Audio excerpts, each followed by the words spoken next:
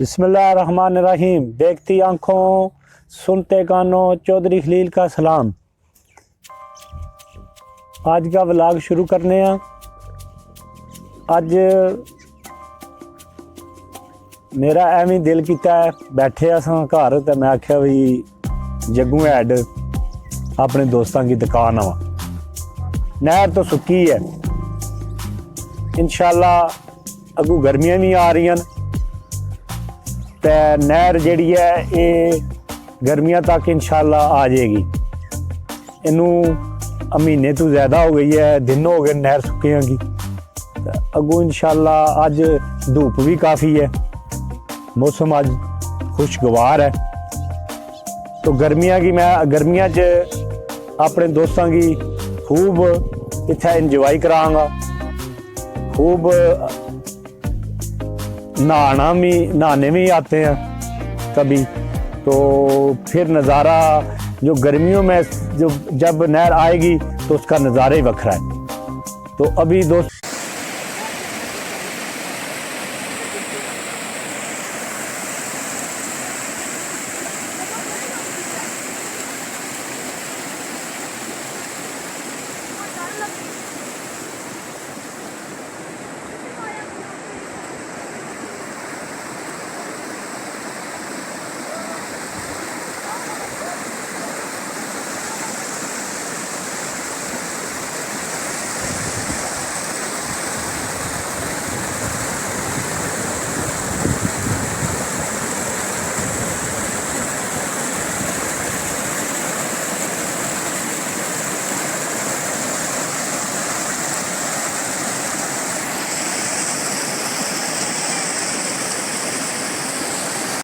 पूरियां 70 सीढ़ियां काफ़ी अपर जान तक ना सांस चढ़ जानी है, बहुत ज़्यादा सांस चढ़ती है।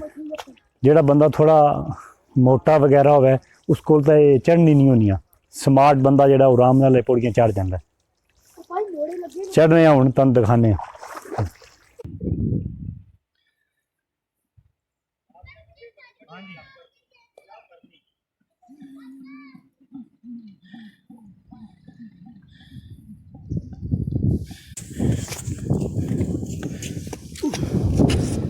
दोस्तों काफ़ी देर हो गई है, सैर तफरीह तो कर ली है, हुण चाय पीनी है। ये छोटे बच्चे मेरे साथ आए हुए हैं। दोस्तों खाना वगैरह खा रहे हैं, बड़ा मज़ा आया खाने का। तो हुण इंशाअल्लाह घर वास्ते रवाना होने लगे हैं। तो इस चौधरी खलील की दुआवां च याद रखे। अज दी वीडियो मेरे दोस्तों की पसंद आई होवे तो उन्होंने लाइक करो तो शेयर करो और सबसक्राइब करना ना भुलिया करो। सबसक्राइब जरूर करया करो। थल्ले उन्हें एक टल्ली का निशान रखे है, टल्ली का निशान उन्होंने जरूर दबाया करो, क्योंकि मेरी आने वाली वीडियो जी है तुसां कोल बआसानी तुसीं देख सको। अल्लाह हाफिज़।